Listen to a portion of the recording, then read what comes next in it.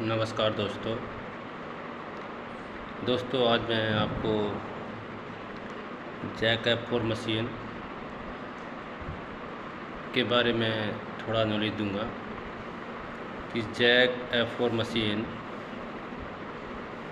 Boutique के लिए कैसी मशीन है। दोस्तों जैक F4 मशीन अधिकांश मात्रा में बुटीक पे महीन कपड़ा, सिल्क का हुआ, कॉटन का हुआ, कुछ इस तरह का होजरी कपड़ा, बारीक कपड़ा इस्तेमाल ज़्यादा अधिक मात्रा में होता है। तो दोस्तों जैक F4 मशीन में लगभग 70% कपड़ा, हल्का कपड़ा कॉटन में, होजरी में या सिल्क में इस्तेमाल किया जाता है। मैंने अधिकांश मात्रा में देखा है बुटीक वालों के पास ये जैक F4 मशीन ज़्यादा मिलती है, क्योंकि कम दामों में अच्छी मशीन, बेहतरीन चलने वाली मशीन। इसका जो है पायदान भी बहुत बेहतरीन है और इसमें जैक F4 मशीन में सर्वो मोटर लगी हुई आती है। दोस्तों इसमें पावर कंजप्शन भी कम है और ये इन्वर्टर से हम लोग इस्तेमाल कर सकते हैं। इस मशीन से बढ़िया सफाई आती है, बढ़िया टाका देती है और अधिक काम खींचता है। अम्ब्रेला मशीन मैंने बहुत चलाई है। अम्ब्रेला मशीन का जो शटल होता है, कभी कभी लूज होने पे वो सुई आपस में शटल से लड़खड़ाने लगती है। बार बार सुई टूटने का चांस बन जाता है। पर इस मशीन को 2 साल मेरे को चलाते हुए हो गए। देखिएगा मैं आपको दिखा देता हूँ ये जैक F4 मशीन। दोस्तों ये जैक F4 मशीन है और ये मशीन सबसे बेहतरीन है। दोस्तों कपड़ा सिलने के साथ साथ मशीन की बेसिक जानकारी होना बहुत ज़रूरी है कि मशीन तो ख़रीद लेते हैं, मशीन के बारे में जानकारी नहीं रखते हैं। कब हमें उसका ऑयल चेंज करना है, कब हमें इससे पुर्जों में टूट फूट देखना है, शटल लूज तो नहीं हो गया। पर ये अम्ब्रेला से बड़ी मशीन है तो इसमें चांस कम होते हैं टूट फूट के। कहीं नट बोल्ट ढीले हो जाए वो बात दूसरी है, वो तो हम चाबी से भी कर सकते हैं। हालांकि मैंने अपने दोस्तों के पास भी देखा है टेलर शॉप में कि ये मशीन बहुत बेहतरीन है। इससे पहले उषा की चलती थी, किलिस वाली मोटर थी, उसमें पावर कंजप्शन ज़्यादा था उसमें, और उसमें स्पीड कम और अधिक करने का सिस्टम नहीं था।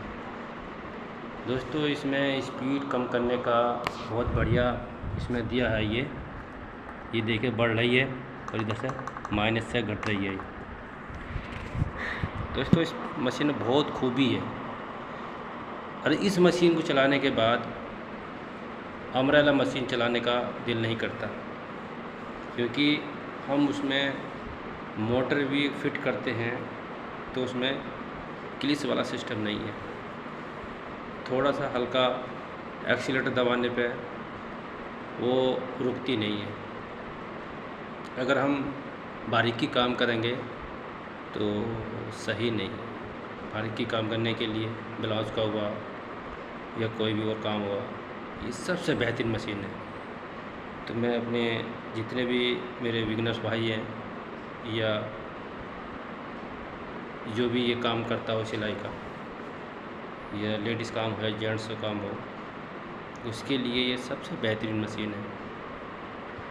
और दोस्तों, एक बात मैं आपको बता देता हूँ, सिलाई का काम मैं सबसे बेहतरीन मानता हूँ। अपना टैलेंट है, अपना हुनर है, सेल्फ कमांड काम है। ये काम किसी के पाबंद नहीं है। अगर आप अच्छा काम जान जाते हो सिलाई से संबंधित, तो आपके लिए ये सबसे बेहतरीन टेलरिंग का बहुत अच्छा मौका है। आप 10 आदमी को रोज़गार दे सकते हो, उनके द्वारा आप पैसा कमा सकते हो। अगर 500 रुपये का अगर वो काम करते हैं तो 250 रुपये आपको कमा कर देंगे। पर उससे पहले खुद को इतना हुनर आना चाहिए कि हम कटिंग, सिलाई ऑलराउंडर होने चाहिए। देखिए दोस्तों, पेट में कोई सीख कर नहीं आता। इसके साथ साथ इंसान के अंदर नम्रता, सहनशीलता, अपना व्यवहार साथ में होना चाहिए। कोई भी कंज्यूमर है या हमारे साथ में कोई सिलाई का काम कर रहा है, उसके साथ में हमें कैसा पेश आना है, किस तरह से पेश आना है।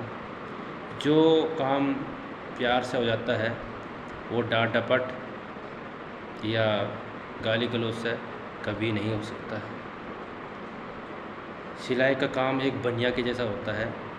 जैसे बनिया किसी भी कस्टमर से कितने प्यार से बात करता है अपनी दुकानदारी चलाने के लिए, वैसे ही ये सिलाई का काम है।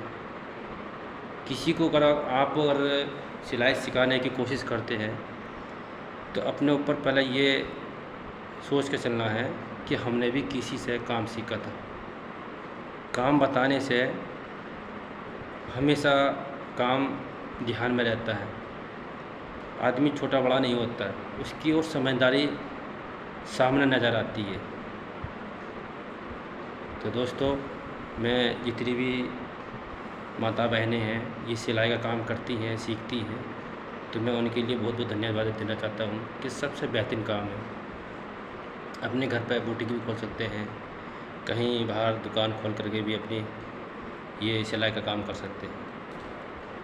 तो चलिए दोस्तों, हम इस वीडियो को समाप्त करते हैं और मेरा आपसे रिक्वेस्ट है कि आप मेरी वीडियो को फॉलो करें, शेयर करें और चैनल को सब्सक्राइब करें। थैंक यू, धन्यवाद सो मच।